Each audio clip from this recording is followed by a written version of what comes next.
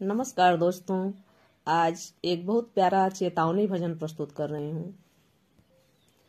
ये संसार नश्वर है, यहाँ हम आए हैं तो एक दिन हमें जाना भी है। तो इस संसार में जो कुछ है सभी माया मोह है, बस एक हरि भक्ति ही सच्ची है, वही साथ जाएगी। तो हमें ईश्वर की भक्ति करते हुए संसार में अपना जीवन बिताना चाहिए और सद्मार्ग पर चलना चाहिए। इसी भाव को व्यक्त करता हुआ ये भजन है, आइए सुनते हैं। बीतल जाले उमर जवानी है, मनवा काहे करेला नदानी। बीतल जाले उमर जवानी है, मनवा काहे करेला नदानी। माया के समझेला सुख दुख अपना, माया के समझेला सुख दुख अपना। राम नाम साथी हुई है, बाकी सब सपना। राम नाम साथी हुई है, बाकी सब सपना। कही गए ऋषि मुनि ज्ञानी, हो मनवा काहे करेला नदानी। कही गए ऋषि मुनि ज्ञानी, हो मनवा काहे करेला नदानी। बीतल जाला उमर जवानी, हो मनवा काहे करेला नदानी। प्रभु से लगाइल तू अपनी प्रीतिया, प्रभु से लगाइल तू अपनी प्रीतिया। सदा साफ रखी है तू अपनी नियतिया, सदा साफ रखी है तू अपनी नियतिया।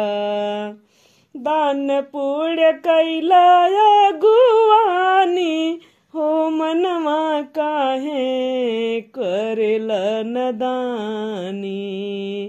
दान पुण्य करिया गुवानी, हो मनवा काहे करेला नदानी। बीतल जाला उमर जवानी, हो मनवा काहे करेला नदानी। दुनिया के मेला में बड़ा बाझमेला, दुनिया के मेला में बहुत झमेला। जाए के पड़ी तुम्हें एक दिन अकेला, जाए के पड़ी है तुम्हें एक दिन अकेला। करनी तू हर जाई बखानी, ये मनवा काहे करेला नदानी। करनी तो हर जाई बखानी, है मनवा काहे करेला नदानी।